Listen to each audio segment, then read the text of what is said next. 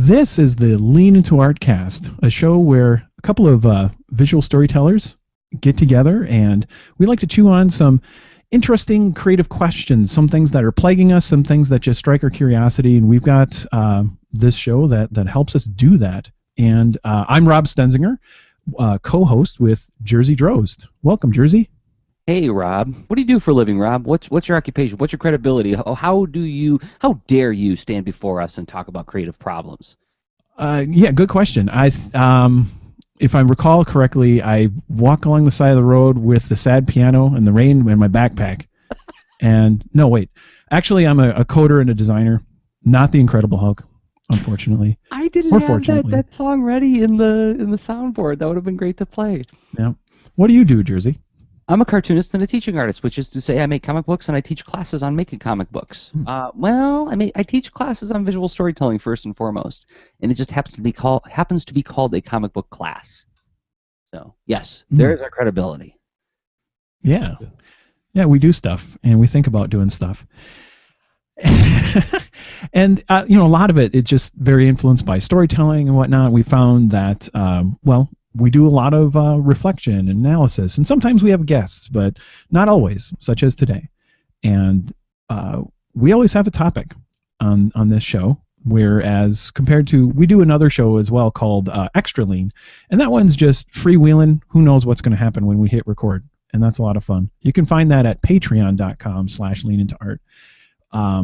But this one, we've got a topic. But before we start the big topic, right, is this chance to do a warm-up that I don't know if we're going to do it today or not, though. We call it our curveball. I'm kind of curious. Are we going to do a little warm-up today, Jersey? What do you think? Oh my gosh, that's my comfort zone, man. Like sticking to our system, sticking to tradition is a way to feel at ease. Feel like that we know what we're doing.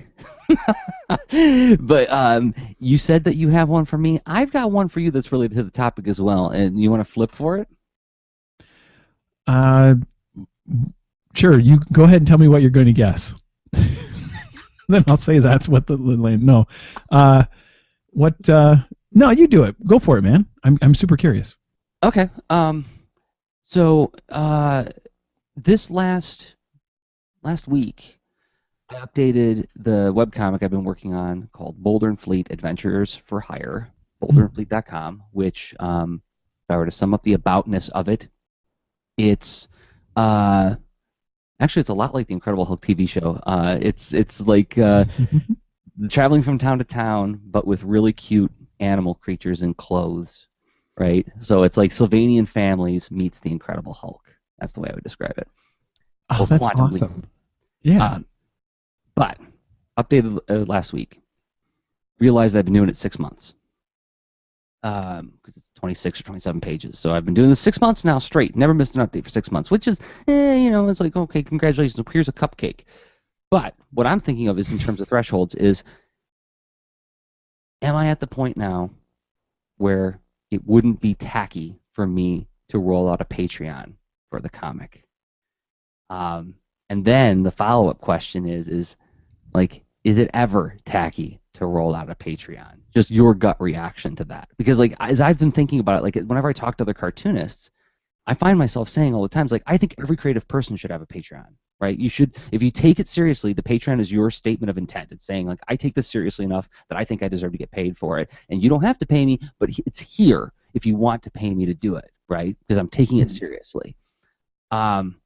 And there shouldn't be about how many pages you got, right? I mean, there's always an amount of risk diminishment, right? It's am I going to put my money on a horse that I've never seen any material out of, or am I going to put it out on somebody who's actually done a lot of stuff? But so I've been doling out this advice to other creative people who have been saying to me, I haven't been around long enough, I'm not established enough to run a Patreon, and then I get all mad about that, but then I find myself finding the same resistance. Is the comic old enough that it doesn't feel tacky for me to ask for money for it, right? So what does Rob Stenzinger think about this? I want to hear your measured and equivocated response to what I just said. It makes me want to just yell stuff by challenging me to be I'm so trying measured. to troll you. That's funny. It's no, I just want to flip the table and yell Patreon at you. It's I'm grabbing that. it's worth it's worth doing, man. It I and it's so funny. These kind of problems when you hear someone say something and I go like, oh, that's so funny, because it's such a familiar judgment, I think, right? Where it may not be black and white. You may actually have more than one judge in your sort of panel of judges that's like, I have this decision that relates to the thing I make and I want to do something with it.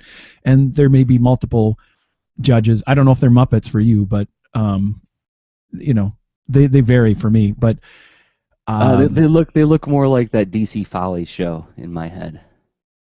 I have no idea what that is. The spitting image puppets, the ones from the Phil Collins video, right. like Confusion. Remember those? Yep. Those hideous things. Yeah. Jeez. Are they friendly? I assume not. Okay. All right. It's well,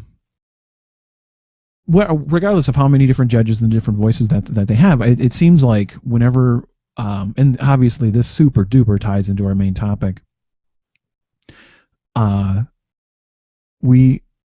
It's really easy to listen to the ones that are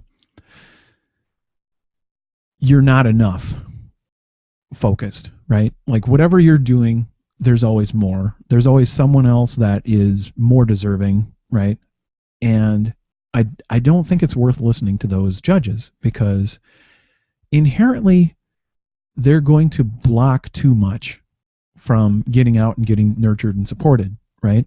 So why not help move that dialogue ahead quicker and have it directly with your audience and let them chime in, let them support, and begin that sooner, because the judges will they'll be fine if you never do it, because they'll always be right if you never do it, and screw them. I think it's interesting that you point to the fact that there's an element that you're detecting an element. Let's be fair. You're detecting an element of you're not enough is part of the equation of you working out whether or not. It's implied. It's biased based on all the stuff I've been reading of late. So okay. But no, because all right, to help me out with other reasons. I mean, that's an over summarization. It's a bit general in as an observation, but then what it would imply, like so it may not be you, it may be the product, right? But inherently, I'm lumping them together. So you could say the product needs to have more updates, and then somehow you cross an update threshold where all of a sudden now the Patreon door is unlocked. Walk right in. And when is that then? When is that? And if you haven't proven it to yourself after being dedicated for 6 months toward doing it, 6 months is a long time. It's a subjective amount of time, though, because, people would say... Hold your breath for 6 months. I mean, it's a pretty long time. I'm just saying, some people would say in internet years, that's a long time. But then other people say, well, in terms of, any endeavor, that's if you want to go by the Malcolm Gladwell, standard of excellence, have I put in my 10,000 hours? Not even close, pal. Whatever. So... That depends. Yes, you have. We've put in far more than that, because 10,000 hours is approximately full time for 5 years, 2,000 hours a year, right? Okay, I'm pulling up the comic while we talk anyway, since we are talking about this comic. And yeah, you've engaged in your art form for plenty longer, a good deal longer than that. So, fair enough. And even that is that is a subjective measure, right? It's a there's something interesting about it to consider it as a quantity, to say, what does that mean to cross that threshold? And does that transform me? Maybe, probably, right? But I don't think that, I don't know. It's not like the only, I don't know, critical distinction about making that choice, where you have, okay, you've built up skill. You've built similar products, and think about this from a different angle. Then, okay, so maybe your creative endeavor is young, to your estimation, right? Don't make T-shirts until you have 5,000 readers. That's carved in bronze, dude, on the bottom of a statue at some school. There's a webcomic van somewhere with that written on it. I don't know. There, it's not, and every bit of that. I mean, these are all pieces of advice. I mean, worth considering. How do they apply to you? Does it seem to fit? Does it not seem to fit? Does it pertain to really what you're talking about? Because you're asking about putting out your hat on Patreon. Yeah. And Patreon isn't just a blank hat. It's like a very, it's an interesting trick as a business, right? Because it's helping artists do what they do, but also be accountable for doing, and creating a vehicle for that exchange to happen between an artist and their audience. Super clever, in my opinion, without it having to be like, oh, it's the 1,000th comic and now I get a bag of cash, right? Fund the bag of cash that falls on my head after 1,000 comics, but not one comic sooner. Or whatever. Darn it, I got to $9.99 and then I ran out of ideas. Oh, one comic short. Exactly. No bag of cash. That's it. It's clear. It's a deterministic threshold. So, obviously, I think it's easy to make arguments against it, but I think it's more valuable to be experimental and get out there and try. Okay. I think you walked around it, Rob. Yeah. I knew that it was a good curveball because it is related to the topic, and I knew that it was one of those ones that it's a trolley question. It's a way, like, how can I get Rob riled up on a point? Let's throw out an emotional assumption we make based on classic kinds of ways of measurement, right? Like, well, you have to get a college diploma in order to do X, Y, and Z. Well, do you? Right? Yeah. So yeah, but I'm just pointing out, like, that is something that is ingrained into the story we tell ourselves. These thresholds are their rites of passage. It took us forever for this podcast to put a Patreon out there. I'm not saying it's easy, right? I'm saying, like, I've been thinking about this enough where I'm attempting to grow in new ways as a person and an artist to be incredibly ready for the question you just asked.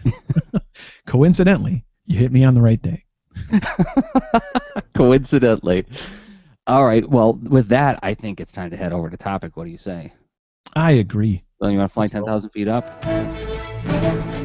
Something optimistic, something uplifting, something feeling buoyant as we try to fly above the topic from another dimension, as it were, looking down on Flatland, seeing through all the walls, finding out everything we can about the topic before we look at how to put it into action. What, did you like my Edwin Abbott reference? Yeah, I know the Flatland. Oh gosh, because the other book comes up for me and I'm forgetting what it is. But because it was clearly based on the book you're mentioning. Nope,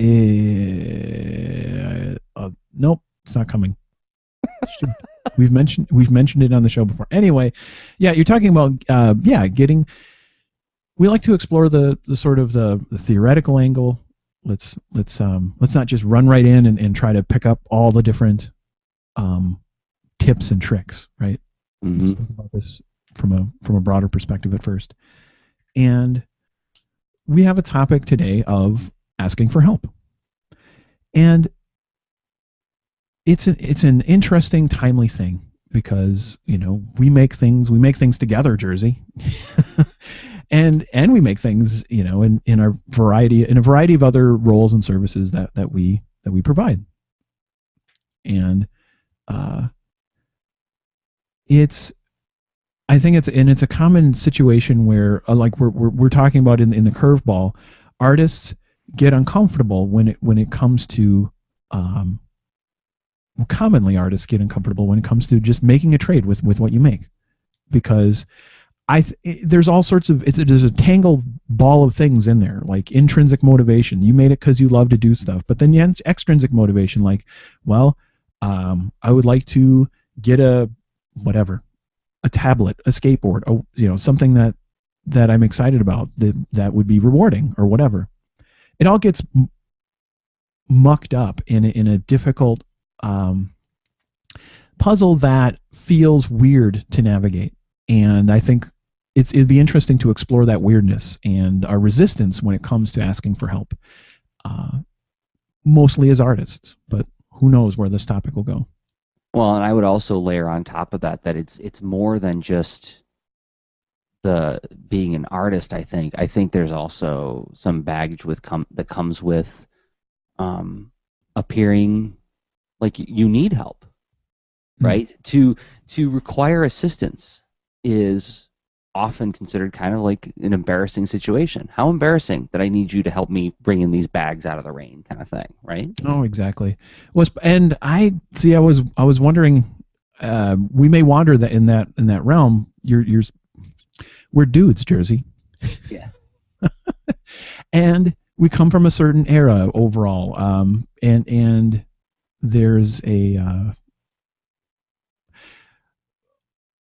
I think there's a culture of masculinity that I think is a bit of a barrier to asking for help. And maybe it's not Can we just the realm of masculinity, but Can we just go there? yeah. I wonder if that's a good place to start because I think I would submit that it's not exclusive to masculinity. I don't think you were suggesting it was exclusive to No. masculinity, but I think masculinity comes with that baggage. But I think there's this like I was talking with another writer friend recently about as we were working on a story actually, and we hit on something where the character would appear weak, but through that weakness they would be revealing a new strength about themselves.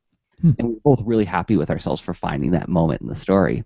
Hmm. And we both kind of sat around and chewed on it for a little while, talking about how there's this history of the romantic hero, man or woman, who stoically endures hardship, right? The patient wife who gave up her dreams to have a family, right? Because that was what was expected of her, right?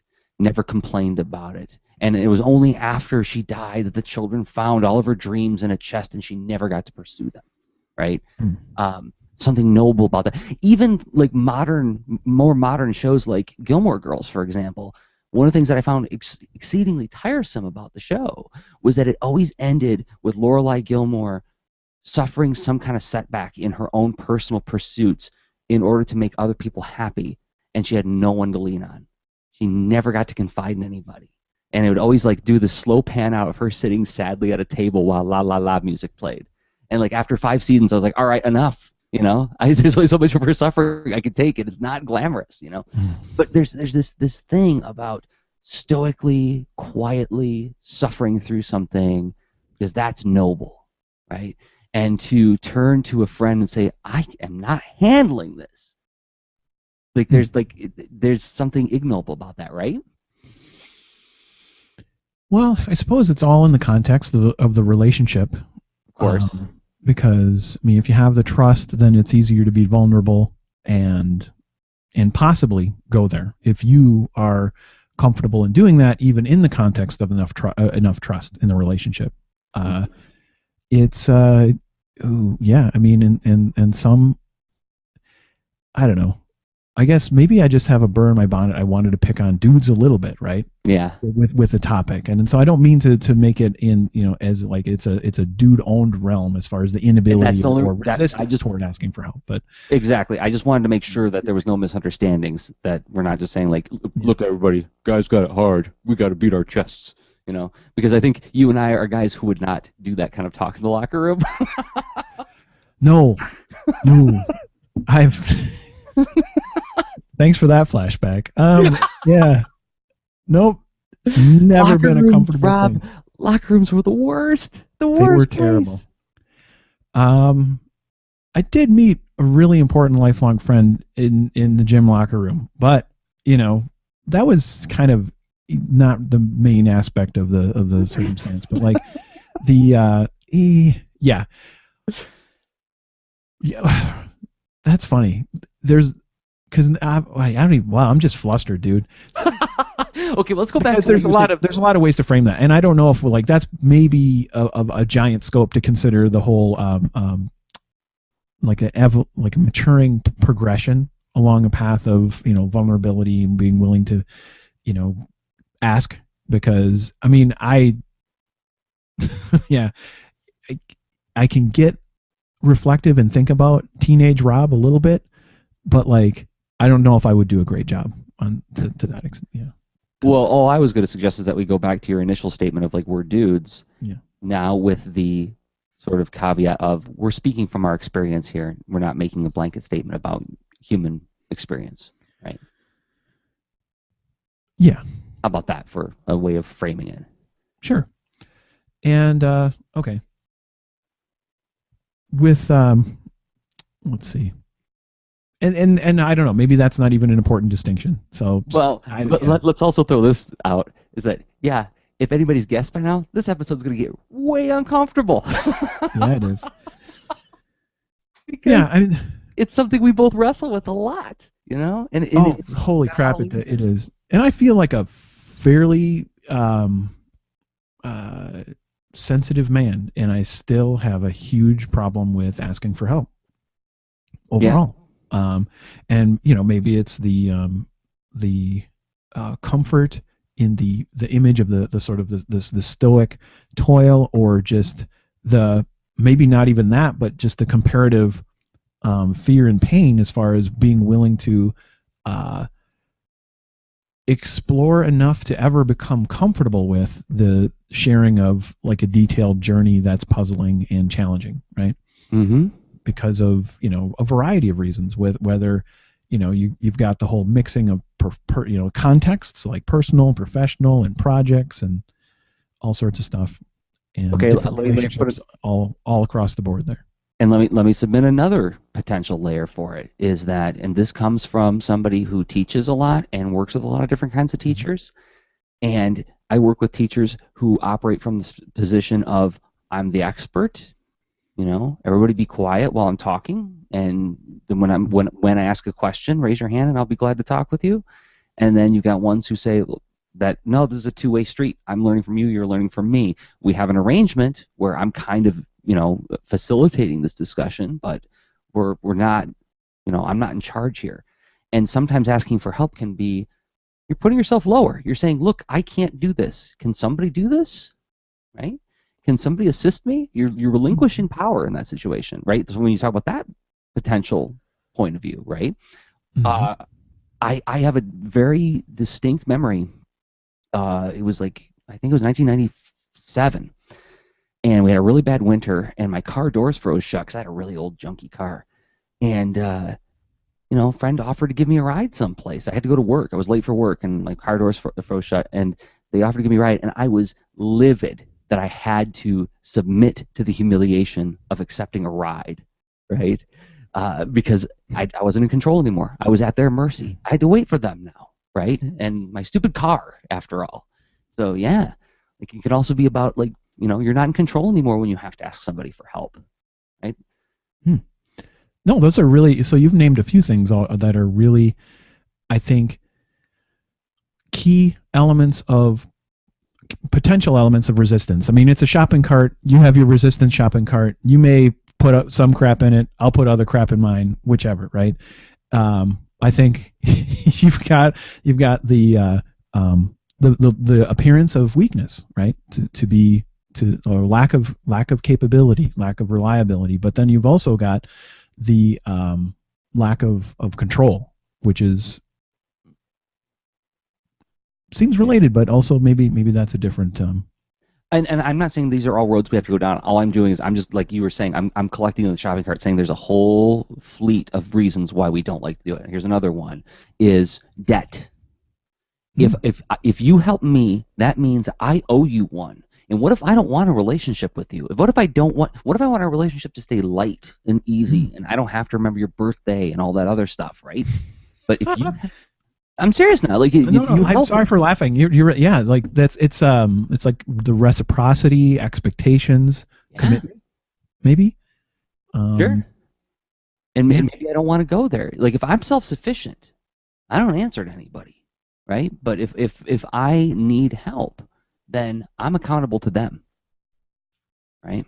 There's an explicit relationship implied with that. Accountable to them, yeah. That's wow. A lot of edges to this, because I mean, we probably could put it all in like one wicked One knife ball. Yeah, one. Exactly. It's like the ball from Phantasm, except yeah. The saw one from Phantasm 2, right? The one that had like the three wheels of saw blades. Oh my gosh! Of course they had to do that because it's a sequel. No, I've never seen Phantasm 2. Phantasm 1 was enough for me, and I'm like, yep, freaks me out. I'm done. Creepy ball. I know we're all gonna die. I don't need to ever see that ball again. I'm good. So yeah, so right, self-reliance and independence. Not in and of themselves, like some of all these things, like we labeled as like potential elements of resistance toward asking for help, don't like stand alone as like just holistically negative traits or whatever, right? I mean, it's maybe there's myths wrapped around these traits. Maybe there's and here's where I'm wishing I had a degree in psychology, where there seems to be like multiple facets to all of these things, but when you put it toward the concern of like, well, I need to ask for help, they become potential parts of resistance, because self-reliance sounds like a good thing, right? I mean, it's like, yeah, you can be of service to yourself and society. That sounds great. You're transitioning. I pay my taxes. I clean up after myself. I'm still a good guy, even if I don't want to have a relationship with everybody in my community, right? Yeah. So, I think we probably could make the whole episode one big disclaimer and just surf along many facets of a disclaimer. So I don't want to do that too much, but like, I think we're trying to be sensitive as best we can as we explore something that we're super uncomfortable with and do our best. I don't. Right? I'm going to disagree with you. I don't think it's disclaimer at all to say like there's a lot of reasons why we feel this resistance, because it's a way of saying that it's not just one simple thing of like, get some self-esteem, kid, ask for money, right? Ask for help, believe in yourself and believe in your work. Then quit crying about it. I think it's important to say like, you know what? There's no one reason why we have there's a whole big messy knife ball of reasons why we feel reluctance to ask for help, ask for assistance, and ask for value, right? Yeah. And then there's also like the anti-lesson, right? Sometimes we see like the severe sort of Ayn Randian value for value kind of statements of talking about what does she call the people who aren't producers? Oh, she calls them parasites or leeches or something like that. Like either you're contributing to the world in this very like again very stoic and independent way, or you're a leech on society. And you hear those messages and you're like, whoa, that's like so intense and crazy. I don't want to be that guy, So like there's the anti-lesson as well. And it's the same, the anti-lesson can also be like the obnoxious huckster at the comic convention who jumps out into the aisle when people are trying to walk by and goes like, hey, what do I got to do to get you in my comic? And you're like, whoa, if that's what asking for money is, if that's what asking for attention for my work is, I don't want it, right? Which is, again, it's a myopic way of thinking about it. It's taking one, as you would say, Rob, like taking one data point and making an evaluation based on it, which is flawed, but it is. I've known people, myself included, who have made those kinds of conclusions based on limited data, right? Yeah, and in fact, I mean, I've let's see, so how many years did I do my webcomic? 2008, 2012, I don't know. Let's say 4 years, 4 or 5 years, somewhere in there. I think 4. I did a terrible job of monetizing it. and I had, whatever, not like blockbuster traffic, but I had some nice steady traffic and whatnot, and I did a few experiments but always stumbling over myself when it came to the clarity of I wish to sustainably make this thing, and I'm not afraid to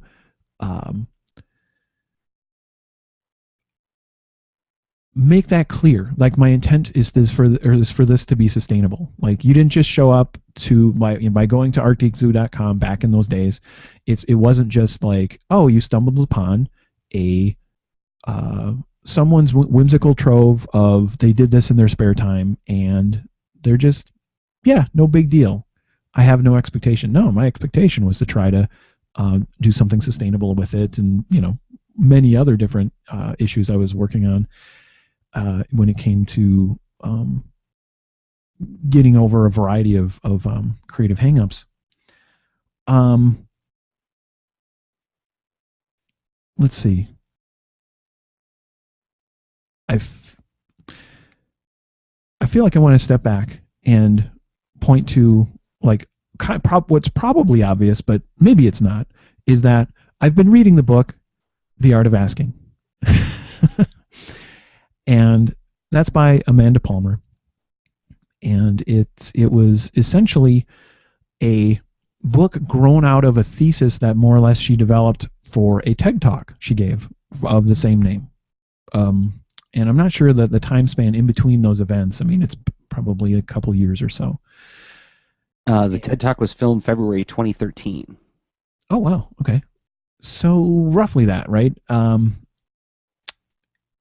the thesis of that is essentially she has some observations and reflecting on her approach to how she grew her creative community that supports her efforts, and how she supports others' efforts, and how all that works.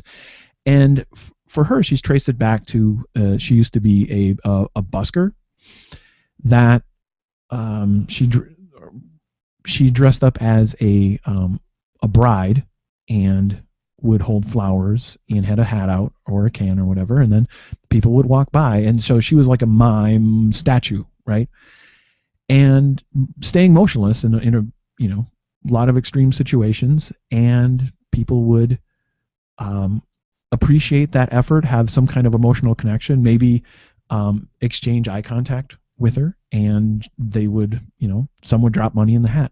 And enough did it. I remember that part of the talk. She said that whenever somebody would drop money, she would like bend down and look them in the eye, like very intently look them in the eye, give like a look of gratitude, right? Yeah, and so she found like through that, in retrospect, it was like this incredible practice that prepared her for a lot of the challenges that happen being on stage in front of a crowd, and weathering the sort of ups and downs, the pumping and pain that your ego can take from that sort of performance, because obviously that she was frequently rejected or ignored, and she was dealing with that a lot. But then how did she handle success? And it does sound like it was a very formative, awesome experience. But yeah, and so her book is like essentially growing that crux of the thesis of how more or less that sort of act is this little microcosm of like what is commonly a larger, more complex ecosystem of engaging in some kind of creative trade. My paraphrasing.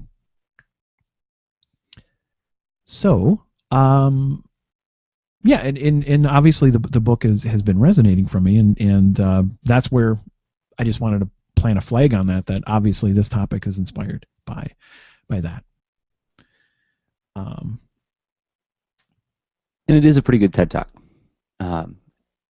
So people should go, if you haven't seen it yet, go check it out, and then there's the book to follow up on if it resonates with you. But okay, so this resonates with you, Rob. So we've talked about why we feel the resistance to asking for help. You asked a really interesting question in the notes. When we are okay versus uncomfortable in asking. Because you're right, there are times where we're like, yeah, like the explicit relationship I have with my students in my comics classes is that I'm a facilitator, and I want their input and their point of view because I want to know what I need to know, right? And I am completely at ease in that environment. I don't know, and I couldn't tell you, I haven't gone back and reverse engineered what I do when I'm doing that, Hmm. but the culture is such in my comics classes that um, I can say to a student, like, oh my gosh, I never thought of that before. Show me how you did that. And it doesn't turn into Lord of the Flies where they take over the classroom, and keep like he's not in charge after all. Like it feels like a very reciprocal relationship in the classroom. But I'll tell you, the other night when I'm going to mention Boulder and Fleet again, not as a plug, but this is actually to like build the point. Um, one of the things I've been trying to do when I do update night with Boulder and Fleet is I'm like, okay, this is the hour a week. I get to be self-indulgent and think about my comic and ruminate on it a little bit. What am I thinking about with my comic this week, right? Like basically do like a Thunder Punch daily on Twitter is like what I'm thinking about, right? Mm. And so I said like, my buffer's almost gone and it's freaking me out. And because like I'm used to having like ever since I started this thing, I've had like a 6-week buffer, and which means I've had like lots of weeks to look at past or like upcoming updates before anybody's seen them, and I have time to like noodle them and massage them and like, oh, this line of dialogue 3 weeks ago I thought it was great, but now I'm thinking it's kind of a bummer. I don't have that comfort zone anymore. And on top of it, I've got Kids Read Comics coming up. I'm going to TCAF this a couple weeks. And I'm like, and I just said to Twitter, I said like, how do webcomics people do this, right? Like, it was just an exclamation of like, how do you guys do this? This is crazy. What have I got myself into? And some people started giving me advice, right? Like they started like kind of line up like Jersey needs help. Like here's what you should do, just believe in yourself or do this or do that, right? And like I didn't think I was asking for that, but I could see how that seemed like an exclamation of help me, right? And then it went from me just kind of ruminating about my comic to try to get people to read it into me feeling like, oh, but hey, I wasn't really asking for help, guys. It's okay, right? But I didn't say it. I just remember feeling that way, right? So there was a moment where I felt uncomfortable with it. So in one environment, I'm completely at ease with it. In another environment, I'm like, hey, come on, just read the comic. I don't, if you don't mind, that is a really interesting example. And I don't know, this could be totally off, but something that really stands out to me is a big contrast between those two situations. In one of them, you are providing a clear service. No. And so you're wearing the hat of representing a larger entity, and you have a clear role within that overall You're talking about the comics class. service machine. Yeah, the comics class, or exactly where that. I'm there on behalf of comics. Yeah. Well, part of it's sure it's your general advocacy position, right? But it's also your comics class is it's being provided through an institution, right? Mm-hmm. That it's almost like you're like a part of that institution's body of content and active work, right? Mm-hmm. That's a job, Yeah. not in a bad way, but like that like I those become far easier for me too. And we've talked about that, where if you're very service minded, it's like, well, how do I make this into a clearly sustainable thing? It typically involves being a part of some kind of established something that's bigger than just you, right? So thematically, this reminds me of something that Amanda Palmer mentioned in her book, where there are times when she would print her CDs with a backup band, a fake backup band, right? Called so it'd be Amanda Palmer and the Void. So she was there to representing this thing bigger, right? Or how I think sometimes when people are clearly solo webcomic folks, will have an about page that says us and we. Yeah. And there's just something about it's easier if you're not alone, I think. Yeah, no, in 2002 when I got my first website, I got hftcomics.com, which is no longer mine. Don't go to that web address. I don't know what it does anymore. But because in jerseydrows.com was available, but I didn't take it because I thought, right? I thought, who the heck am I to take that domain? Oh my God, what I wouldn't give to have it now, right? But at the time, I thought if I'm hftcomics.com, then it's like I'm an organization, right? Like if anybody has a problem with it, they have a problem with me, but they don't know that it's directly with me necessarily, right? Which, you know what? Like we see, like it works. Like that does work. I mean, that's one of the reasons why I think it's appealing. It's not just, oh, we all have this weird bias. Where'd that come from? Isn't that weird? You know, it's we see the example of uh, large organizations who have set themselves up and have a sustainable, you know, they're part of a sustainable distribution, whatever, right? So whether that's comics or music or I mean books, and it doesn't. There's so many examples where you look at that and you think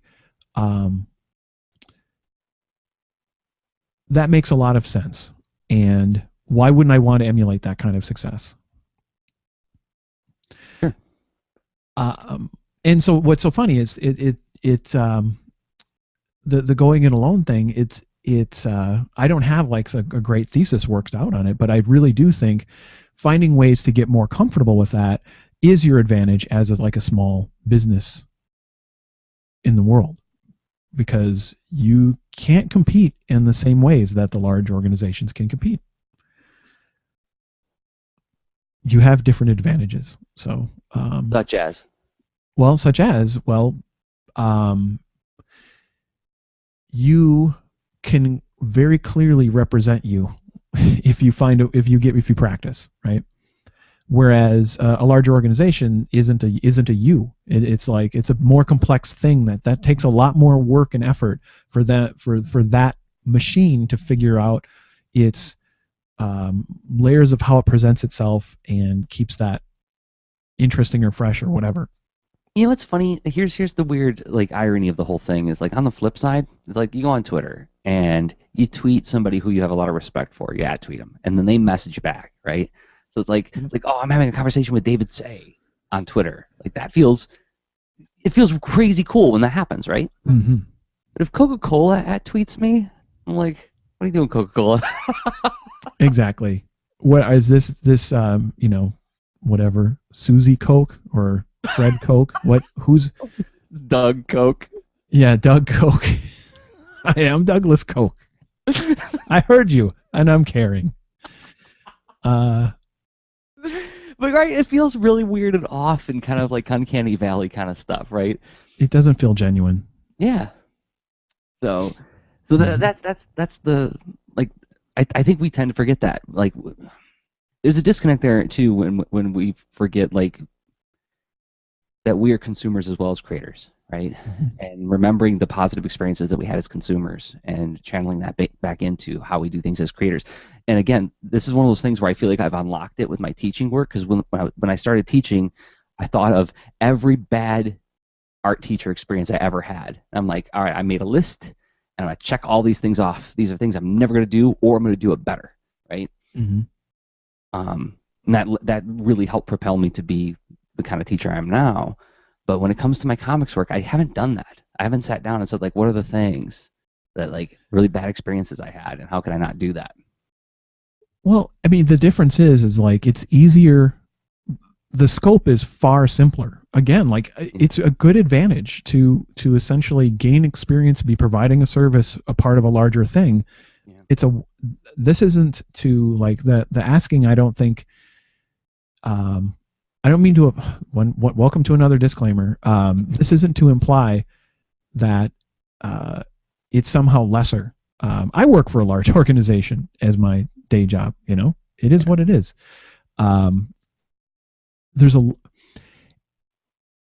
What I think what that does is it just sort of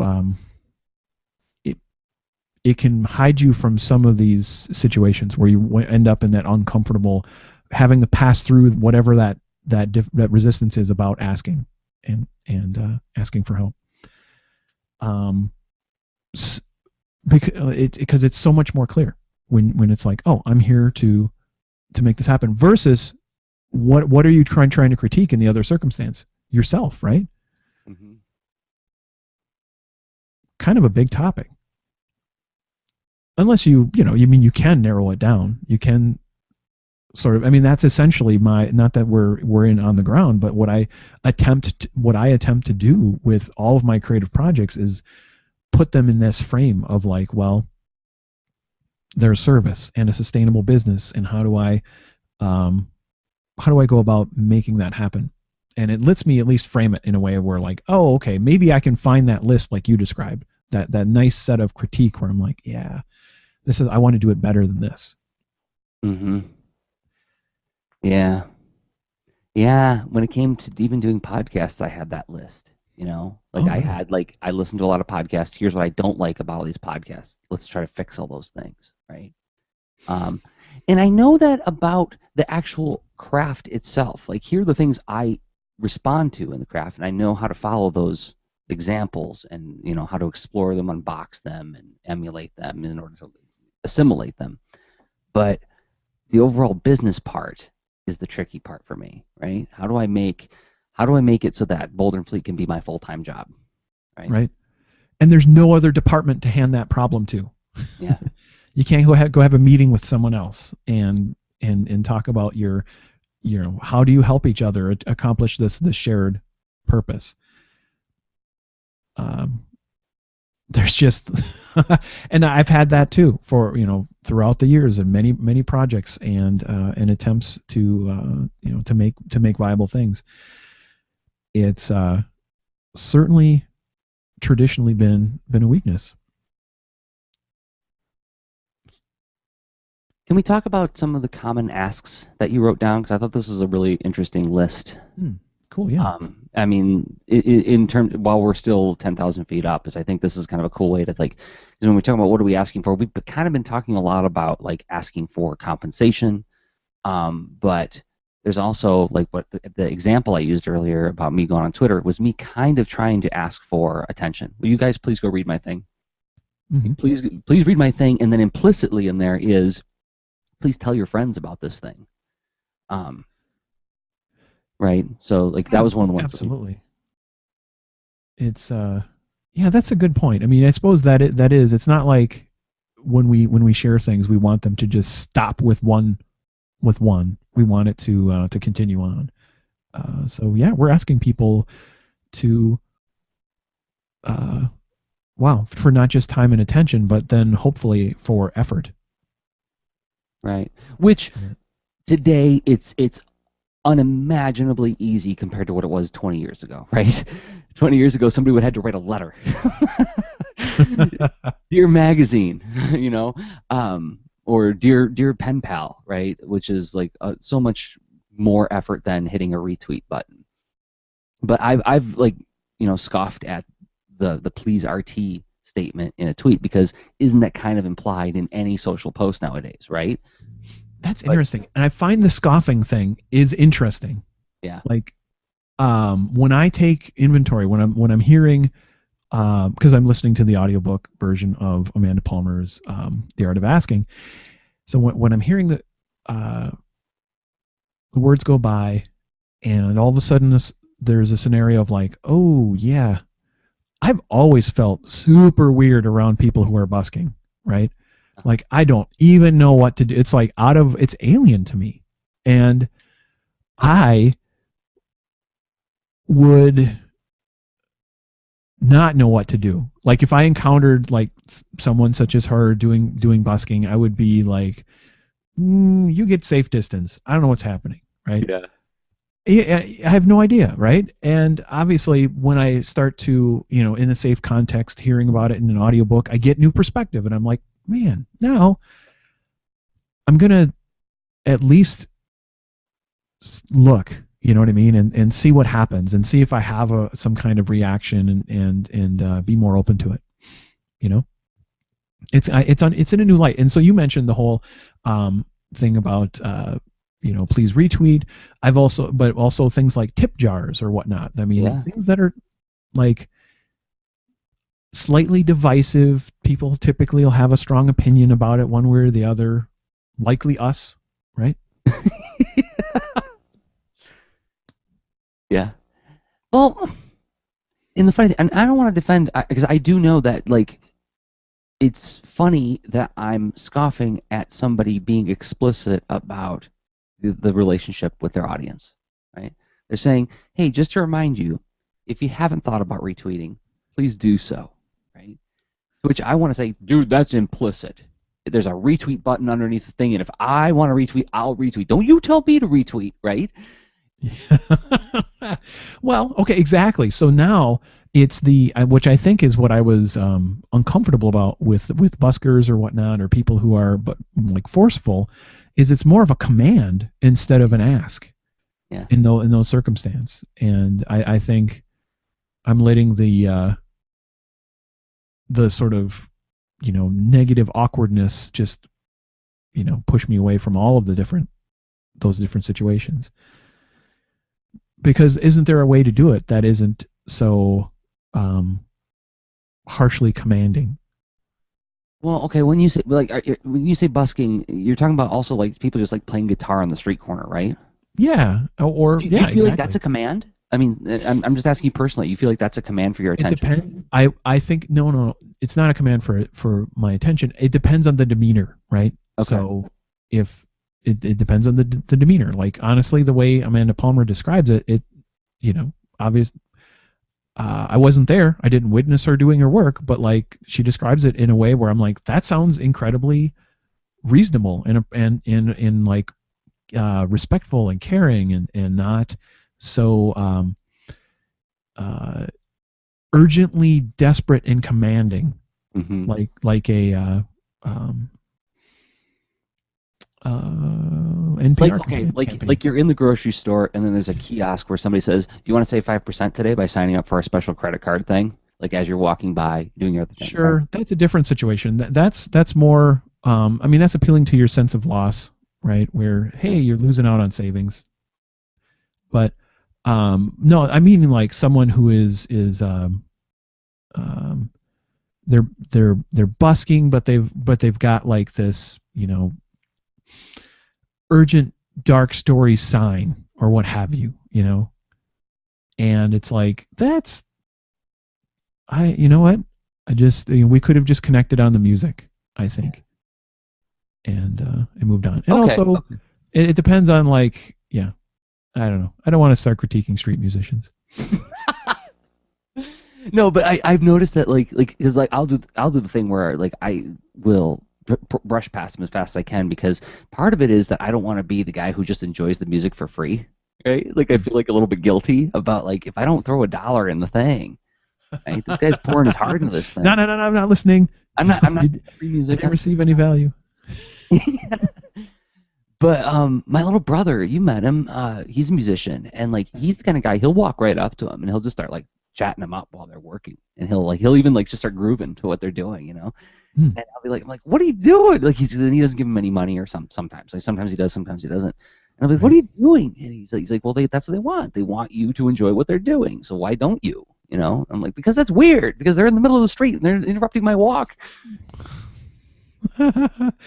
And that's exactly where I think I'm at a more open situation. I think I'm willing to explore that interaction a little more now. Like from what you describe, yes, I feel exactly like that like a day ago. And yeah, but so we were exploring like Common these asks. other common asks. Time and attention. Mhm. What do you mean by performance? You got performance in the list. What does that mean? Well, we might be asking people to do something. So this may be more of the like that. Maybe please retweet is somewhere in here, right? But I was thinking more be involved, be present, right? Come to KRC. Come to Kids Read Comics this summer. Yeah, exactly. And that's which is a more effort than like just observe a thing that happens to be floating by you in your thing observation machine. It's more of an effort, right? And but beyond that, you could actually volunteer or be interactive at that event. So like just a further involvement. But both of those are sort of just performing in some way. Okay, so like a more active form of Yeah. Attention. of attention. Yes, Yeah, effort. being there for the thing and potentially helping out with the thing. Then there's sustained effort. Right? Yeah, so you might be asking people to do something for you to a deeper extent and or make something with you. Art sound off. Yeah. Now who's the busker? I don't know why. I don't know why that's. I'm looking at you, Rob. I'm looking at you. I know. I'm blushing. So, yeah, we did that. For those who haven't heard about it, if you're new to the show, Art Sound Off was an event we ran last year where we did an audio journal update every day for the month of October 2014, and we invited the world to play along, and a bunch of really awesome people did. And it's all collected at artsoundoff.com, which we'll link to in the show notes. Mm-hmm. Yeah, so there's I mean, in a way, that was like art challenges are very much along those lines. So yeah, not just Art Sound Off. We've done the quests. Yeah. And we've taken part in others sustained effort asks. Well, as soon as you start naming art challenges, there's a lot of them. But then there's the other ask, which is very common, but I think frequently where things cross a line that I think will be interesting to explore a bit further on the ground, and it's money. And make the thing. Yeah.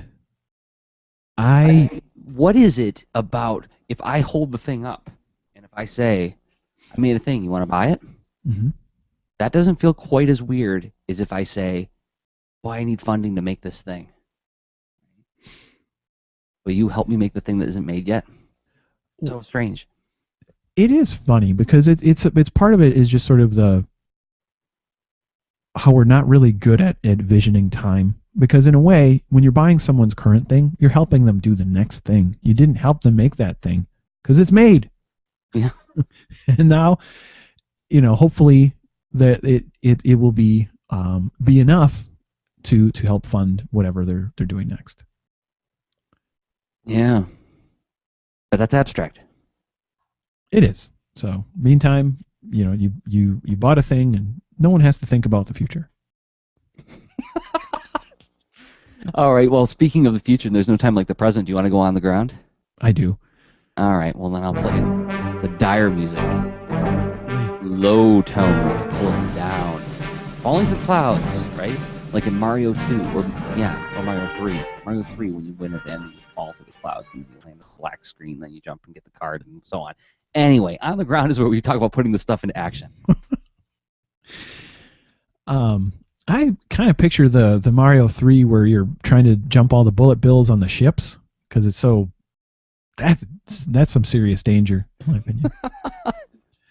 We'll have to talk in a future extra lean. I've been listening to a lot of video game soundtracks, which led me down a YouTube rabbit hole to video game playthroughs, which turns out to be really awesome background listening because it's like I'm outsourcing somebody playing a game for me while I'm working. So I'm drawing, but I'm listening to Metroid Prime happen all the way in order. That is comforting. I'm sold. Yeah, we have to do this on an extra lean. And also, let's mention a cool site that streams video game music, VGMradio.com. Oh. I will put it in the show notes. Yeah, it's good stuff. I put that on in the background frequently. So okay. Yeah.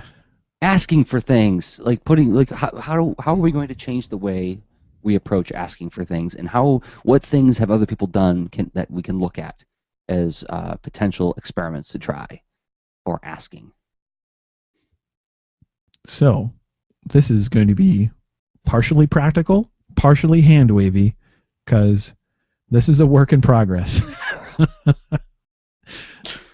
How many disclaimers can we have in this episode?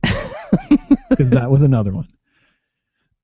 So, I mean, this is something that we've been chewing on a lot.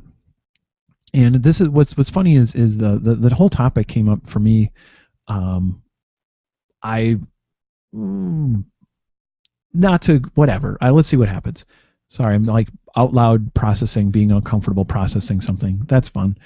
So I had an existential crisis a little bit. Like I love doing this show, right?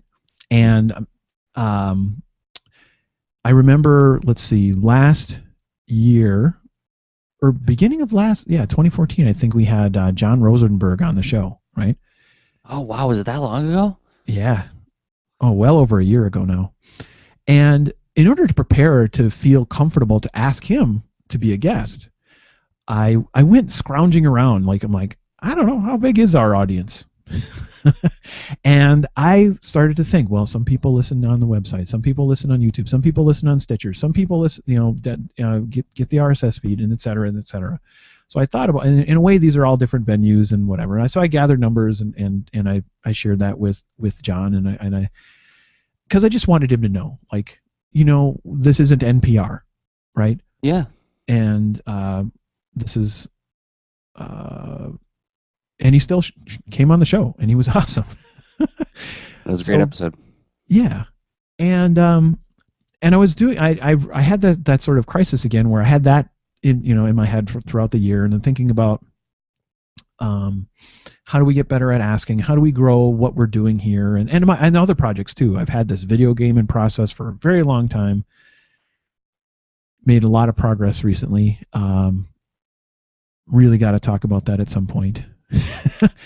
Setting that aside, and so I did a fresh look at where we're at with stuff, and while listening to the book Art of Asking, right? Mm-hmm. So this is the stew from which that comes from. So in a way, it's like, to get a foothold on what to ask for, I think reflecting is a pretty darn useful technique. And for me, I found, we make things that have numbers associated with it. We have downloads, and that's unfortunately they're scattered to a bunch of different downloadable venues or whatever. If you think of this as like we're a band that plays different places, and so that was just super helpful, right? I mean, it's nice to get that feedback and think about what I want to do next.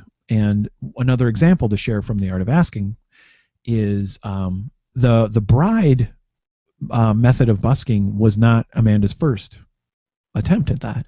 She described her sort of beta was again, my paraphrasing, was it like a tragic ballerina? Mm. But it had all sorts of it had some complexities and difficulties with both the audience and all the contraptions and props that were involved. So sometimes people would attempt to take them, and as if that was part of the act, or sometimes she would because I don't want to ruin the book, but basically this she was dressed as like a very goth, I think, sounding ballerina, that when someone would spin a wheel or something, and then she would do a twirl, and then or they would spin her. Anyway, read the book. She would fall on like the cause of her, or no, she would fall on like a fate, and some were positive and many were negative or whatever, right?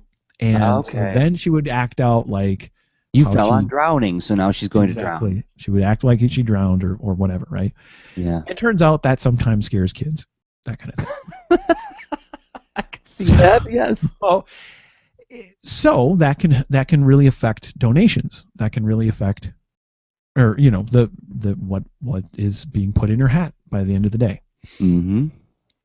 Anyway, so what's really fascinating is like you can characterize you can casually characterize artists that are successful as this, like one of the kind of artistic stereotypes, like they're just magically gifted and they've attracted followers because of their special thing, right? And they're special and awesome, but go ahead. Well, or they were there at the beginning. They were there at the boom. Now everybody's doing it. I can't get my voice heard in that crowd, right? Yeah, they totally picked up all the, they got all the jars of awesome sauce and ran off. Yeah, in any case, they got the breaks somehow, whether it's a break in terms of talent or it's a break in Mhm. terms of right place, right time, but they got the breaks and I don't get any breaks, right? Yeah. And it's really cool to just to hear like how, I mean, she had a business and she iterated on it. And then she describes that a lot in through her bands and her, other experiences throughout the book too. It's a really good book. I highly recommend checking it out. Uh, and I found that fascinating, where something that is clearly so entwined in her passions and creative voice to be shaped also by pragmatism. And like, there's a healthy connection between that pragmatism and all of a sudden, like, well, businesses and how they, conveniently have all these roles because they sustainably offer a thing and whatever. Um, but it's not just for them. It's like it's for independent artists too. Right. Because you need to have that pragmatism in order to be able to have the resources to make more of the things that you want to make.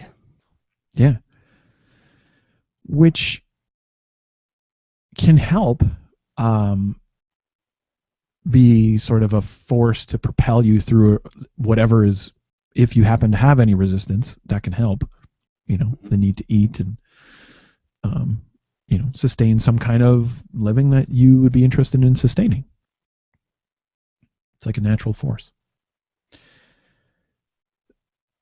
Um, what's something that you chew on that is a like a like a practical foothold, Jersey, for dealing with this stuff? I mean, you've been making a lot of things, like a lot of podcasts over the years. Like, what do you do to help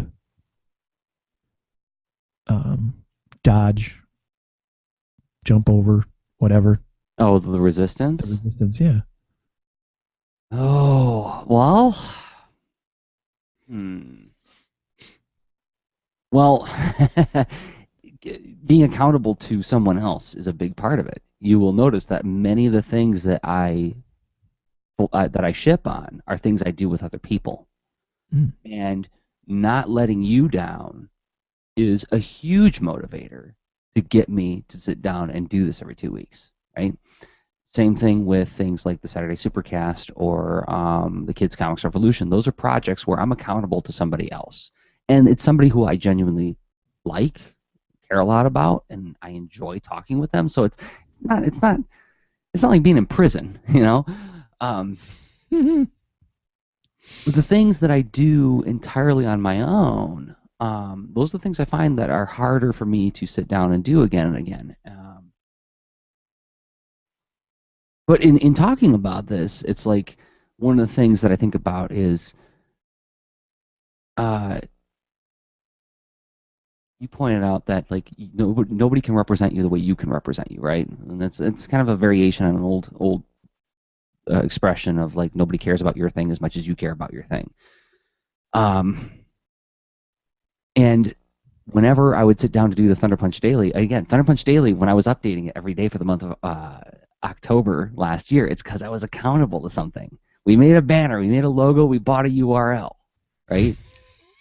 I got to do this now, you know? Mhm. But when I'm not accountable to that, then it's like, I don't have to do it. Even if I do feel like I got a topic burning in me or something, or even when somebody sends me a really nice message about it. Um, but what happens when I think about doing it again? Gosh, what is going through my head when it comes to doing that? Um, I don't know. I think a lot of it is that it's a lot of resistance of me being misunderstood as taking a position of authority. And now let me finish this thought because this is actually there's another irony buried in here because um, part of my work as a teaching artist is also in training other teaching artists, right? So like every year at Kids Read Comics, I do a workshop called Comics: A Pathway to Learning, which is a workshop that teaches people how to teach comics the way I do. And I'm teaching this workshop at the Toronto Comics Arts Festival, May 8th, right, at their teacher conference that they do before TCAF. So like part of my training is in training other teachers to do what I do. And one of the sort of like the rationale that I give teaching artists is in like unboxing their process and sharing it with children is that for too long we've lived in a world where artistic expression was relegated to the realm of genius because we only get to see the results. Everybody just shows the painting, and like, you know, there's that old saying like, it's attributed to Picasso, probably who knows where it came from, where they say like, how long did the painting take? And he says, all my life, right? And like we all have this breathless wonder when we say that sentence, but it points to the fact that we don't get that story often. We don't get the process, and seeing, like you were pointing at, with the iterations, the mistakes, the learning experiences that happen through getting better at this thing. That's something that young people really, really need to see. You know, it's not just interesting. We need to see it because we need to diffuse this story of art being this thing that is like entirely dependent on talent. So I say to them, it's not about you being an expert and telling other people how to do their stuff. It's about you sharing your experiences, and that itself is instructive. Okay, I say those words. And then I sit down on a mic. I'm like, all right, here comes the Thunder Punch Daily music. Nah, nah, nah, nah, nah, nah. And I go, nope, I'm not doing it. Right? Yeah. And so that, okay. It sounds like it's intertwined with the, you know, wanting to not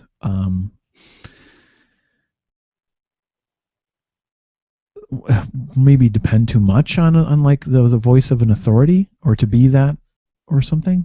I'm so afraid of coming off as attempting to operate from a position of authority, and it let that stop me from just sharing experience.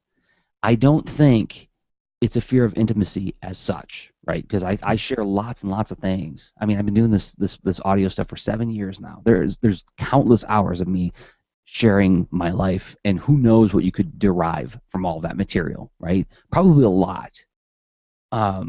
I don't think it's that. I don't think it's the fear of revealing too much about myself. I really think I have such a distaste about like authority and guruism, right? The Anthony Robbins book with him with that snake-like smile on the cover. You know, I know he's helped a lot of people, but like when I see the way that he's positioned himself and the way he brands himself, I have such a bad taste in my mouth that I let that anti-lesson talk me out of doing the thing, when really all I'm doing is sharing my experience and letting other people decide what to do with it, right? Yeah.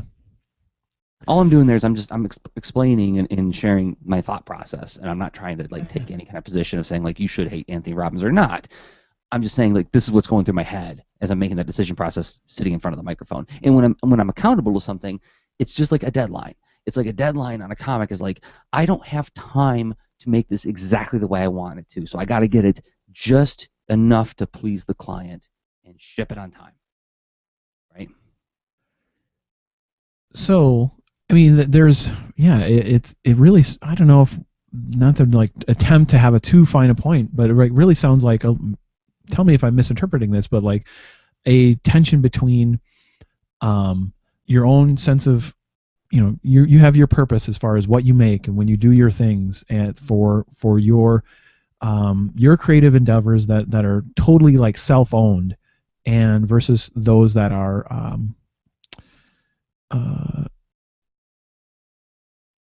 just a I think I'm losing my and to not put too fine a point on it, I dulled the point and then I buried it. And I walked away. You broke the lead on the pencil. Dang it.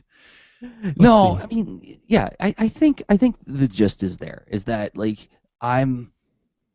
what's stopping me from, and I think what I'm saying here is this isn't directly asking, but well, it is asking. It's asking for people's attention. It's asking for people to pay attention to me as a creator in relation to the work that I'm making, right? So it's like multiple hurdles though, right? So you've got that initial hurdle, but then there's the hurdle beyond it where now it's the whole engaging in some kind of value trade for it, where it was already enough of a hurdle. And that's where I think a lot of us as as artists, where we're like, yeah, I put my time in, I've got my process down, I've built up my skill to accomplish the thing that is at least in the realm of like starting to approach my tastes or whatever, right? And at least, or I'm at least making a thing that is getting better, that will someday get to my taste. But you're getting that initial thing out there, but then there's a way more to do, which is a lot of what we talk about in the through this whole podcast series is how there's a lot of hats. There are many hats to wear as a creative individual. Mm-hmm. And if you want to engage in trade with it, you want it to be sustainable somehow. You're inherently thrown into a situation where the getting over your own or figuring out your voice and getting things out the door isn't enough. Because now you're in the now, however energized or worn out you are or prepared you are to take on these other roles, you need to go market and inherently ask an audience to look at the thing and or perform the thing with you or give you money or trade, whatever. Yeah. I mean, another one is inviting people to come to Kids Read Comics, right? I'm asking people to take a weekend to come and sell their stuff at a show that I co-created and co-organize. And I have no guarantees if you're going to sell anything or not. You know, I don't even have guarantees of audience because we don't charge at the door, which means we have no accurate way of tracking who attends the thing. It's in a public library that's open for business as a library. So I don't know how many people came there specifically to come there.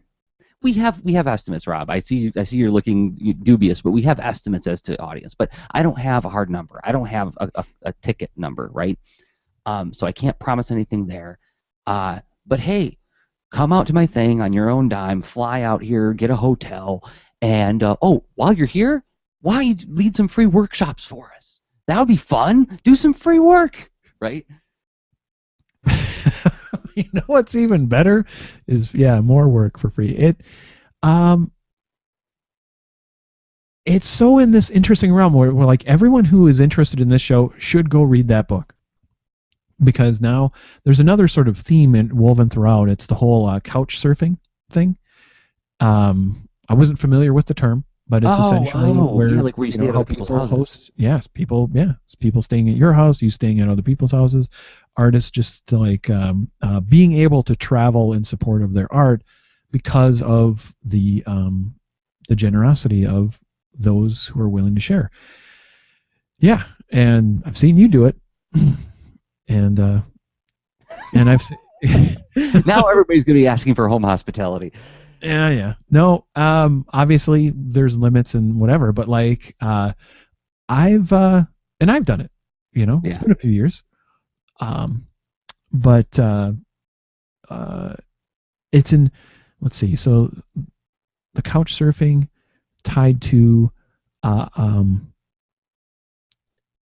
have the combination of like you have this wicked puzzle of like the pragmatic aspect, so you have to somehow find transportation to get somewhere or whatever, but then somewhere to stay, and how are you going to eat and whatnot, while hopefully engaging in some kind of trade with your art. And for performance artists, they have a certain clear arrangement for that, where maybe it's getting a gig at a venue, and that's the reason why they're traveling around or whatever. But in a way, it's kind of funny. Like there's some parallels with Kids Read Comics, and yes, it's a very like art fest feeling kind of thing.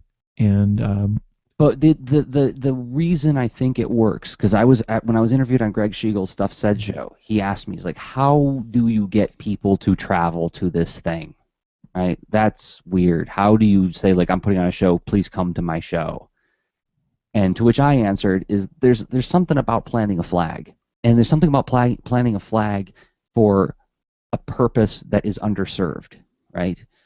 When we started Kids Read Comics in 2009, there was Kids Comic Con led by Alex Simmons, and then there was the Kids Love Comics sort of like unofficial pavilion at Baltimore Comic Con, but there was no convention specifically, explicitly for kids comics in the people who make them and the people who read them.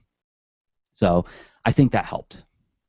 Absolutely. I mean, that's fueled by the same fire that um, has people, believing in their own pursuit of their comics and their art, and it's like when that flag is planted, that is you've created a clear space and a meaningful place to go share based on that shared belief alone. Like that's what drives it. But see, And that's powerful in the arts. But we also have that other side. So I know that in that ecosystem of for instance Kids Read Comics, there's a variety of people who have like sort of um, ways of marketing their books and getting the sales or whatever too, that kind of balances that sort of fulfills the pragmatic side of, and along with the whole their creative voice and shared belief thing. And I'm pulling up KRC on the screen for those who are watching the video. June 20th and 21st, 2015. If you want to come, it's a free event.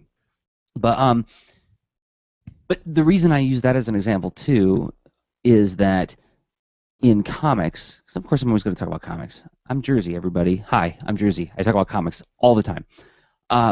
You get collectives, right? Hey, all these cartoonists live in New Jersey. All these cartoonists live in Hamtramck. Let's all get together and form a Hamtramck collective of cartoonists, right? Plant a flag.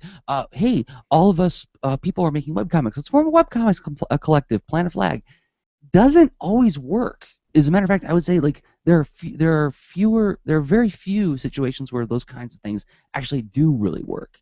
And I've been part of ones that have fallen apart, right? And I wonder if it's because you don't I wonder if part of the recipe in order to ask people to contribute their time to and their value to a larger thing is you have to have a very crystal clear purpose that's solving some kind of really painful problem, right? And not just that, hey, you make a webcomic, I make a webcomic. If we all put our webcomics on the same page, we'll make lots more traffic and get more money, right? Because that was a common thing like 10 years ago, right? It was like, hey, if we all put our comics in the same place, we'll all share each other's traffic. Yeah, that's true. I mean, that's I think some of those worked out, but at the same time, I'm sure a lot of them didn't. It's I have no data behind that other than Sure. just I remember reading a lot of comics on the web and noticing the kind of ad units and the ways people were trying to remember web rings. Yeah, that was the only way to find stuff back then. Yeah. It's yeah, there's a difference because let's see. And hopefully we're doing both, where we're trying to say like we're advocating for one another as artists. We believe in each other's art, and especially when there's clear communities that have like this great overlap in their purpose, and their different creative voices add up to something that really is bigger than each of them individually. And Kids Read Comics is one of those sorts of events because the clarity helps, and but it happens to be clarity in a zone that a ton of people want to advocate for, and a lot of people believe in when it comes to making comics. Let's go. I want to go to one of the points you put in from the art of asking. Clearly presenting versus demanding and expecting. Right? One of the things that made it easier for me to ask people to participate in Kids Read Comics is because of the clarity of the intent of the thing. Right? I had a very, very clear idea on what I was saying. There was no question in my mind what I was actually asking them to participate in, right? I had no promises as to whether or not we could pull it off, but I knew what the thing was supposed to be. And two, I think about like the statement of like making yourself available for reciprocity versus standing and saying please RT, right? And I'm not dissing please RT. I'm just saying that Like I'm wondering if we can just like define a little bit more the difference between presentation versus demanding, right? It's I get you're not vilifying Please RT, but I think it does uh, because of it can sound it has that element of urgency, right? Right. Especially if it's all caps or if it's got the exclamation point or whatever, and if it's and again if it's aligned with like something that you really believe in or advocating for, or you've got some reason to where that person has like this implied you're a patron of that person, great, RT them all day long. But like in our Please RT out of context does feel a little bit commanding. Yeah. So I don't know, and I to me that's how I feel. Yeah. And that's the feeling that comes across to me too. Is like, um, it's it's not exactly like this, but it's I think it's related to like I once worked with a guy who this is like when I was like a teenager. I was a busboy in a restaurant, and I'd take the tub to go bust the table, and he was one of those guys who'd say, "Yeah, you go bust that table," right? That I was already doing it. You know that type of person? Yep. And oh my god, when I was like 17, it just made my blood boil. I was like, yeah, that's what I'm doing, jerk. You know, you don't get to feel like you're in command of me because I'm doing my job and you're telling me to do my job now, you know. Um it feels a little bit like that, like, hey, please do the thing that we have sort of implicitly agreed to do with one another on here, right? Mhm. Anyway,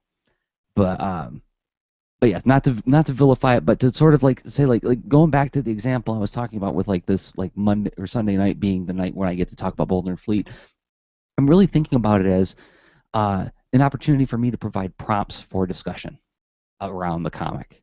Right? Here's some things I'm dealing with, and if anybody bites, they bite. If they don't, they don't. If like I wait an hour and then I go to bed, and if nobody's biting, fine. That's fine. You know, but I'm not saying please read my comic. I'm just saying here's some things I'm thinking about around my comic. Is any of that resonating with you? No? Okay, cool. Right? Yeah, I mean it's a great way to be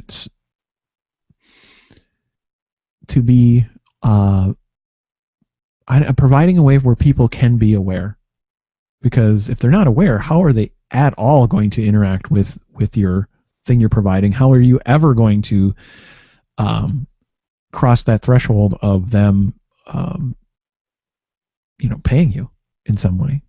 Right. It's no that, I think you've got that's a really neat I think that's a great approach to It's essentially really you learned. provide your own It's like it. It's mini definitely behind learned the from other scenes thing. people though. Oh, are we getting latency?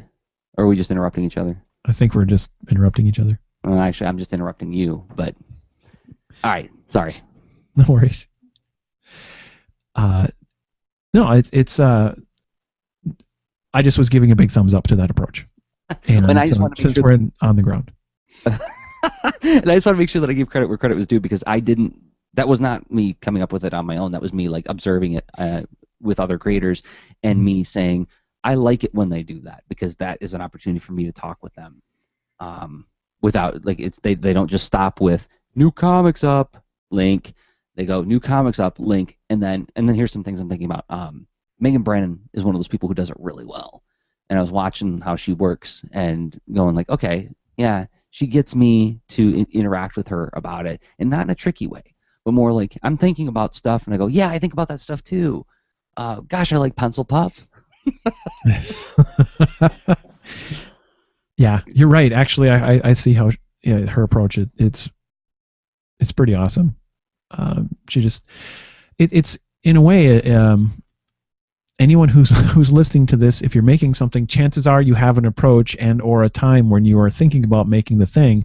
It's honestly like having your own mini tweet behind the scenes, you know, handful of tweets plus a link to the thing you're making. I that should have a name because it's a great approach. Yeah. Oh, and I got Pencil Pup up on the screen, everybody. If you're watching the video, it's at pencilpup.com. It's one of the best webcomics on the internet, in my opinion. Um, we've had her on the show before, but I describe it as like a Twilight Zone episode with really, really cute characters. Yep, it can be. It's super cute. Can be kind of bleak. It's awesome. I love it. A little bit disturbing. Um, but yeah, it's like it's not doing a documentary, right? It's not like saying like here's well actually I do that stuff too. I'll post like the thumbnails and the pencils and my stuff saying like, hey, look how much it changed. But I try to create like a talking point in between. Like some of the theme that I've been doing recently is I've noticed that some of my recent thumbnails didn't have final dialogue on them. And usually I try to get the Oh, final dialogue on the thumbnails. I'm like, hey, the page went up. I noticed that the thumbnails have a bunch of blank balloons. I had the rhythm figured out before I had the dialogue figured out. Okay, that's worth sharing, right? yeah, and so it's in a way it's like a commentary track. It's not like it does. It's you don't have to make it your entire a documentary. So now welcome to making an extra project because of your other project. Oh God, I got tired just listening to you describe that. Oh, So, all right. What else? I think of course another great book. I'm not sure if you have it on the screen yet, but yeah. Okay, Brene Brown, um, the Daring Greatly. I found there's a lot of interesting theme resonance between The Art of Asking and Daring Greatly. And I obviously there's no coincidence. Brene Brown actually wrote the introduction to The Art of Asking. ah, So it's I mean because both have this exploration of the vulnerability and the resistance toward or against being vulnerable. For Brene, that it has to do with her research, which led to well, she went through a series of explorations on. I can't remember exactly. I had this summarized well before, but it's basically she formed this thesis that ended up. She realized what she was researching was shame, and that is definitely this key element to many of the pieces of resistance in toward being vulnerable and toward being able to ask and putting yourself in a position to ask.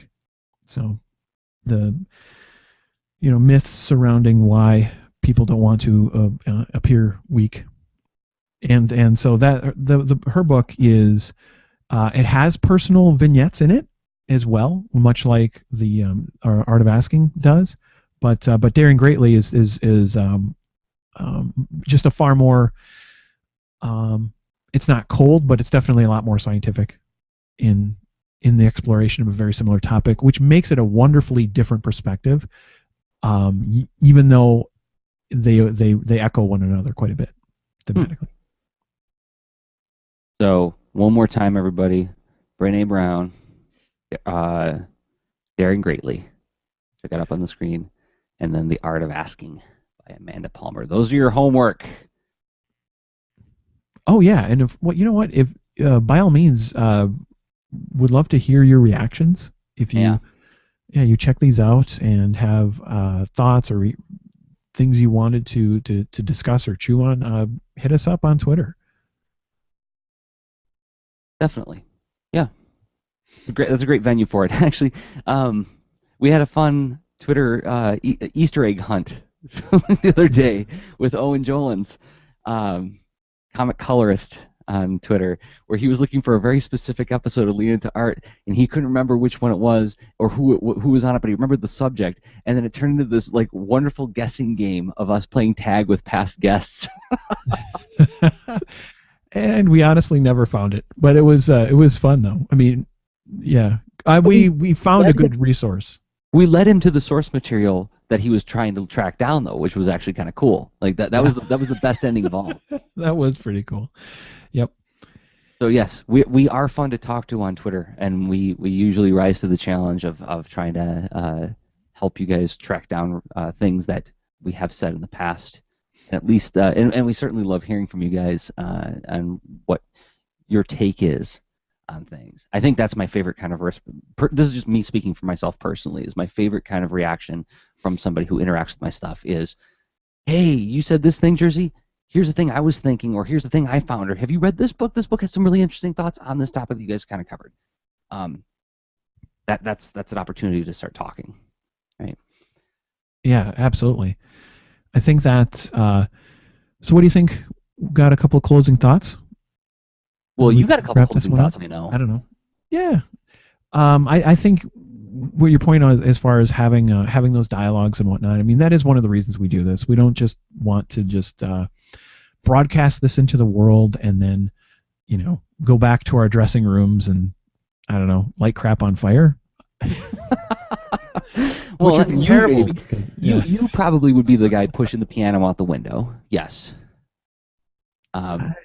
If you know what, I would do a project related to that, but I wouldn't just incidentally push a piano out the window. But wasted effort. What? Exactly. So it's about, let's see. I mean, we're attempting to not go this alone, right? And I mentioned that whole my existential crisis or whatever. And this is not a busking thing or whatever. But I noticed how our on Patreon, what do we lose? I don't know, like $10 or something like that. But we were always going up, and all of a sudden and it's not that hard. Once you look at the stats, it's basically, you know what, Jersey, we put out a ton of podcasts in November. Yeah. There's a pretty clear causality as far as when we didn't put out as many podcasts where we did lose a few patrons. So interesting. So when we the more content we created, the more interest there was in what we were doing. Yeah. Ugh. Hypothesis. Not that surprising, but also mixed bag. Mixed bag, right? Because this is the thing I struggle with Boulder and Fleet. It's I want to do this thing full time. Well, if you did it full time, then enough people would pay attention to it to be able to support you to do it full time. Well, I don't know how much energy I have to do it full time for free before I can start to make money on doing it full time, right? Exactly. Okay, well, I'll start Patreon, and then I can put a threshold. If I could get this much money, I could do it full time. But then it's a long, hard slog of updating week after week to try to get enough attention to bring me up to the money to go full time. Oh. Yeah. Yeah.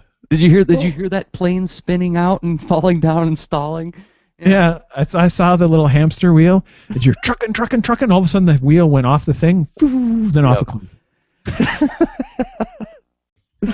So yeah, okay. Oh boy. So, but yeah, I mean, these are signals, right? When, I don't pay eagle eye attention to my follower count and anything, but when you get a signal oh, less money's coming in now.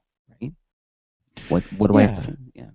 Well, and so right, what do we have to? It's I think pay attention to those signals is part of the closing thought, but also that it.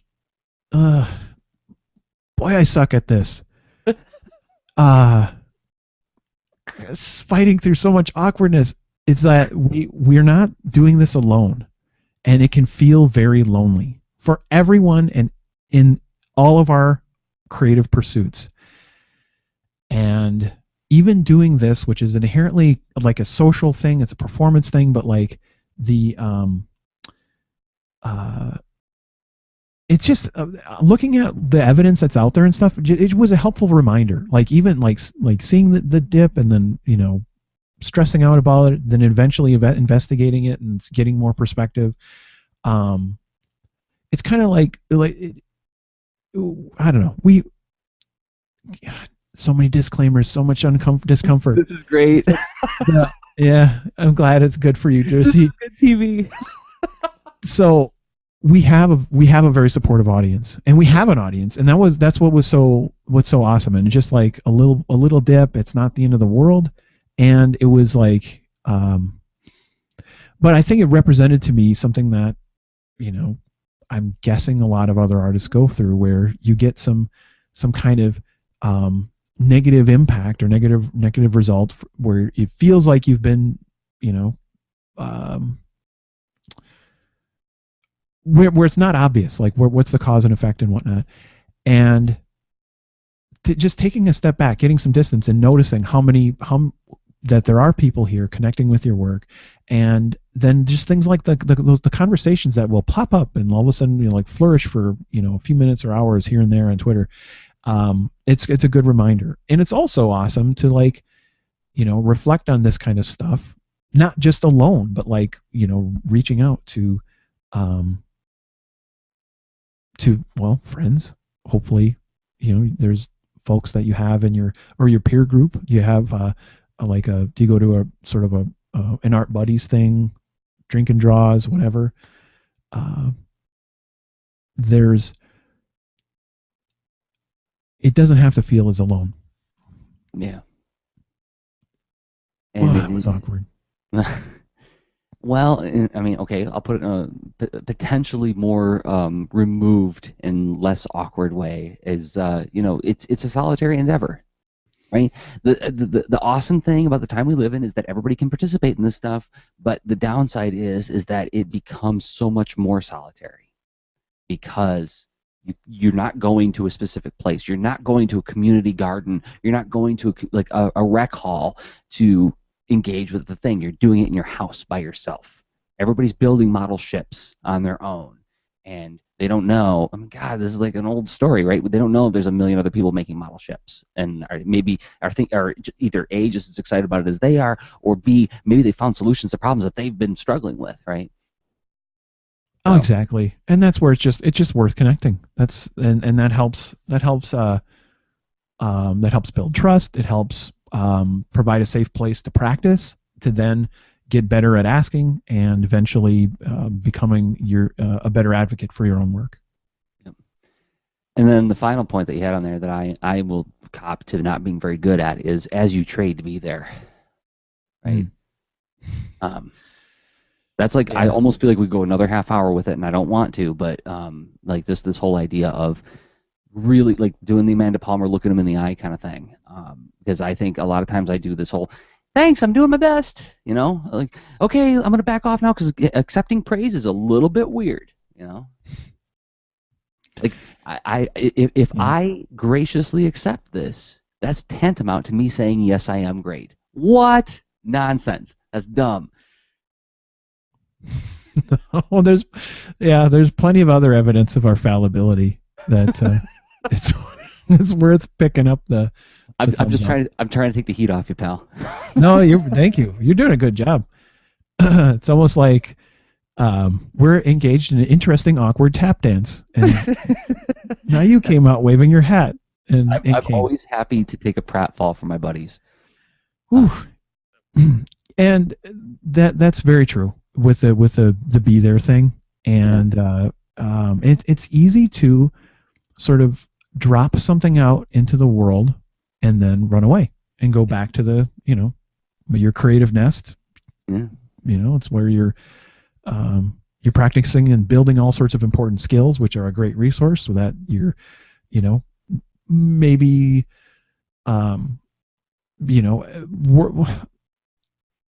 if you want to go it solo, there's other things to work on as well. If you want to go or in a small business, whatever, if you're not part of a bigger ecosystem, it's often not quite enough, because this reminds me of I've been working on my craft, I ship a thing, and then I disappear. It's like, comics are done, but I'm not here anymore. Your pancakes are ready. Mama's gonna go in the kitchen while you guys enjoy the fruit of all of her hard labor. No, don't thank her. Don't. Oh, no. I'm just doing my job, right? Your happiness is my thanks. Oh, my word. Woo. Yeah, sorry. All right. Yeah. Well, let's get out of here. Let's make our thing and run, Rob. Exactly. I'm going to say this. If you guys listening to this right now or watching it thought that this was pretty good, it was fun watching or listening to Rob and Jersey waffle and try to build a point. Great way you can let us know that this stuff means something to you is to go to patreon.com/leanintoart. Look, I'm asking for you to go to our Patreon page. Why would you go to our Patreon page? Well, that's where you can support us financially. There's extra stuff there. I'm going to it now. Look at this. Extra Lean number 60. That should be a t-shirt.com. Where Rob and I talked about t-shirt slogans. What did we talk about? Music duos, product ideas, and we ended with a question for the leaners. And so we do extra shows in between the Lean Into Art cast, and we post them on the Patreon site. We also have what is it called? The Open Mic Circle of Trust, where we open up a thread of discussion once a month where we just talk about whatever the leaners want to talk about. But that one is actually behind the paywall. That is hidden. That is only for people who support us on Patreon. You can do it for $1 a month. But let's say you don't have $1 a month to chip in on Lean Into Art. That's okay. No guilting, no busking, no getting in your face, no commanding, no please RT. We're going to say a cool thing you could do if you got the time is go over to iTunes, give us a star review. You don't even have to write anything. Just like click however many stars you think we deserve. And that's some feedback that you can give us to help us make a better show. That helps more people find the show. If you're watching this on YouTube right now, there's like a thumbs up down there someplace. And you can hit that, and it helps more people find the show. And that gives us another signal of whether or not we're doing a good job. You know, there's also a thumbs down. If you think that deserves a thumbs down, that's also a signal you can send us. And that's all super easy to do. You don't even have to interact with us. And then, yes, another thing you could do is you could please RT, tell your friends, hey, I listened to a thing. It's cool. You might enjoy it. Whew. Rob, anything else? Did I miss anything? Oh, this is an announcement. May 9th and 10th, I'm going to be at TCAF, and I'm going to be debuting a new book. If anybody's going to be in Toronto, here's a demo copy of Pickles and Taft, Whoa. Adventures for Hire, which is the story of a pig and her battle tortoise, and they go off in pursuit of adventure, and they wind up fighting some chicken wizards. I've been posting lots of teaser images online. Chicken wizards. That's an awesome term. Chicken wizards? Yeah. That alone is a t-shirt. You put chicken wizards on a shirt, say chicken wizards, money. Chicken plus wizard equals money. Yep. You know, credit where credit's due. It was Anne's idea. I was originally go with rat wizards, but she said, you know, chicken wizards is way funnier. I'm like, oh, guess what? You're right. You may notice a similarity in the logo to another thing that I do called Boulder and Fleet Adventures for Hire. Well, maybe they're part of the same world. Only way to find out, get the book at TCAF. May 7th and 8th.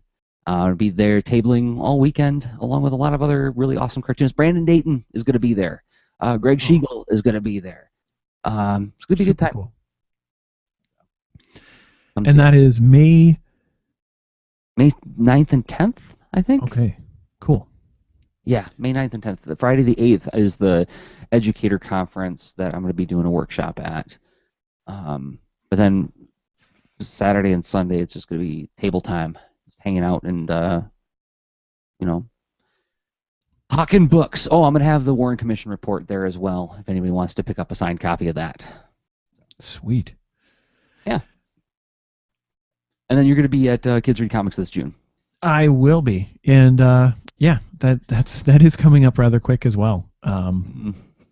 It's exciting, man. A lot of good events. I wish I could be there to see you at TCAF, but I will definitely see you at Kids Read Comics, of course.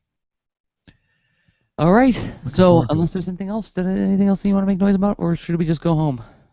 No, I think we're good. All right. More noise and more weeks ahead. All right. All right, we'll be back in 2 weeks, guys. And thanks, everybody, for downloading, listening, and watching. Thanks to everybody who's been reviewing the show and spreading the word about the show. It means the world to us. And thanks for everybody who interacts with us, you know, online and shares their own tips and tricks and things and thoughts. Awesome to talk with you guys. So until next time, I have been Jersey Drozd of LeanIntoArt.com and Jersey on Twitter. And I've been Rob Stenzinger of LeanIntoArt.com and Rob Stenzinger on Twitter. Okay, bye. Show notes for this episode can be found at leanintoart.com.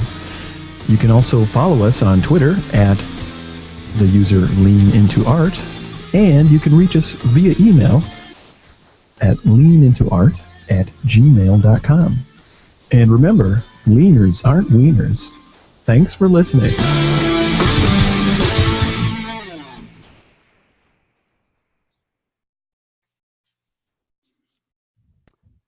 Okay, I'm going to kill the stream, everybody. Thanks for hanging out with us. Thanks for watching. Yeah, thank you very much. Good night.